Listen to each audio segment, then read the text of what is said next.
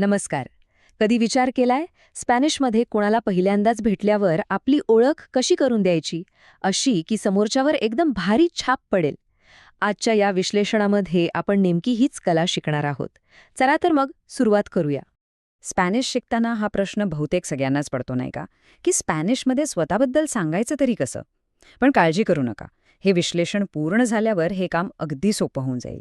या सगळ्याच्या मुळाशी आहे एक छोटासा पण महत्वाचा वाक्यांश, तो म्हणजे डेटोस पर्सोनालेस. सोप्या भाषेत सांगायचं तर पर्सनल इन्फॉर्मेशन. हे ना एक कोड्यासारखं आहे आणि ते कोडं आपण आता एकत्र मिळून सोडवणार आहोत. तर ही स्पॅनिश ओळखीची पझल आहे ना, ती सोडवायला आपल्याला फक्त 2 महत्वाचे तुकडे लागतात. चला बघूया ते कोणते आहेत. हे आहे ते 2 मॅजिकल शब्द, सेर आणि तेनेर. आता सेर म्हणजे काय तर टू बी, म्हणजे आपली कायमची ओळख सांगणारं क्रियापद, आणि टेनेर म्हणजे टू हॅव, म्हणजे आपल्याजवळ असलेल्या गोष्टींबद्दल सांगणारं क्रियापद. यांच्यातला फरक एकदा का नीट समजला की सगळं सोपं होऊन जातं. चला तर मग आपल्या या ओळखीच्या कोड्याचा पहिला भाग बघूया, म्हणजे अशा गोष्टी ज्या आपल्या आयडेंटिटीचा एक कायमस्वरूपी भाग आहेत. आणि हो, यासाठी वापरलं जातं क्रियापद सेर.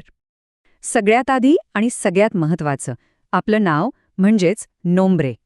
स्पॅनिशमध्ये नाव सांगण्यासाठी जमारसे हे क्रियापद वापरतात. जसं की मे यामो अँडरसन, म्हणजे माझं नाव अँडरसन आहे. सोपं आहे की नाही? बरं, नावानंतर पुढची गोष्ट येते, ती म्हणजे आपण कुठून आलो आहोत, आपलं मूळ ठिकाण. हे सांगण्याचे 2 सोपे मार्ग आहेत. एक तर आपण सेर दे वापरू शकतो, जसं की सोय दे बर्लिन, म्हणजे मी बर्लिनचा आहे. किंवा मग वेनिर दे वापरूनही सांगता येतं, वेंगो दे चिले, म्हणजे मी चिलीमधून आलो आहे. आता बोलूया राष्ट्रीयत्वाबद्दल, म्हणजे नॅशनॅलिटी. आणि इथे एक खूपच इंटरेस्टिंग आणि महत्वाचा नियम आहे, जो लक्षात ठेवायलाच हवा. गंमत अशी आहे की स्पॅनिशमध्ये राष्ट्रीयत्व हे एक विशेषण मानलं जातं. त्यामुळे काय होतं की ते बोलणाऱ्या व्यक्तीच्या लिंगानुसार बदलतं. म्हणजे जर एखादा पुरुष बोलत असेल तर तो म्हणेल सोय फ्रान्सिस, म्हणजे मी फ्रेंच आहे.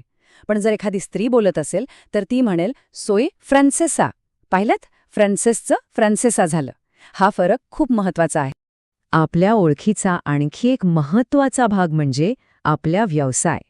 आपण काय काम करतो हे कसं सांगायचं? तर यासाठी 3 वेगवेगळे मार्ग आहेत.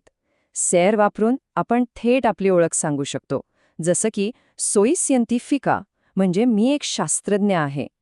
दुसरा मार्ग आहे ट्रावाहार दे वापरण्याचा, जसं की ट्रावाहो दे कोसिनेरो, म्हणजे मी आचारी म्हणून काम करतो.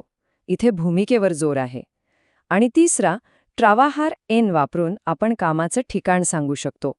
उदाहरणार्थ ट्रावाहो एन उन लॅबोरेटोरियो. चला आता वळूया आपल्या दुसऱ्या महत्वाच्या क्रियापदाकडे, ते म्हणजे तेनेर. आठवतंय, याचा अर्थ आहे जवळ असणं. हे क्रियापद अशा गोष्टींसाठी वापरलं जातं ज्या आपल्या मालकीच्या आहेत किंवा आपल्याकडे आहेत, जसं की आपलं वय. आता वय म्हणजेच एज. इथे ना इंग्रजी आणि स्पॅनिशमध्ये एक मोठा फरक आहे, आणि याच ठिकाणी खूप जण हमखास चुकतात. इंग्रजीमध्ये आपण म्हणतो आय ॲम 25 इयर्स ओल्ड, आणि मग त्याचं सरळ सरळ भाषांतर करून यो सोय 25 आनियोस असं म्हटलं जातं, जे स्पॅनिशमध्ये पूर्णपणे चुकीचं आहे. लक्षात ठेवा, स्पॅनिशमध्ये योग्य वाक्य आहे यो तेंगो 25 आनियोस. याचा शब्दशः अर्थ होतो माझ्याकडे 25 वर्षे आहेत. विचित्र वाटतंय ना, पण हेच बरोबर आहे. तर मुद्दा अगदी सोपा आहे. स्पॅनिशमध्ये वय सांगताना नेहमी आणि नेहमीच तेनेर हे क्रियापद वापरायचं, जसं की तेंगो 23 आनियोस. कारण त्यांच्या लॉजिकनुसार वय असतं नाही, तर तेवढी वर्षे आपल्या जवळ असतात. वयाप्रमाणेच फोन नंबर आणि ईमेल आयडी यांसारखी माहिती सुद्धा आपल्या जवळ असलेल्या गोष्टींमध्येच येते. त्यामुळे त्यासाठी सुद्धा टेनरच वापरलं जातं. आता हे विचारणं आणि सांगणं खूप सोपं आहे. समजा फोन नंबर विचारायचा असेल तर टीएनएस मोविल, आणि उत्तर देताना एसएल असं म्हणून नंबर सांगायचा. तसंच ईमेलसाठी टीएनएस कोरेओ इलेक्ट्रॉनिको असं विचारल्यावर सी एस म्हणून आयडी सांगता येतो. ओके, तर आतापर्यंत आपण बरेच वेगवेगळे तुकडे पाहिले. आता वेळ आलीये हे सगळे तुकडे एकत्र जोडायची आणि एक संपूर्ण ओळख कशी तयार करायची ते बघायची. हे बघा, एक परफेक्ट उदाहरण. Me llamo Paul. Soy inglés y soy traductor. Tengo 25 años. आता हे वाक्य फोडून बघूया. Me llamo Paul. नाव सांगितलं. Soy inglés y soy traductor. इथे ser वापरून राष्ट्रीयत्व आणि व्यवसाय दोन्ही सांगितलं.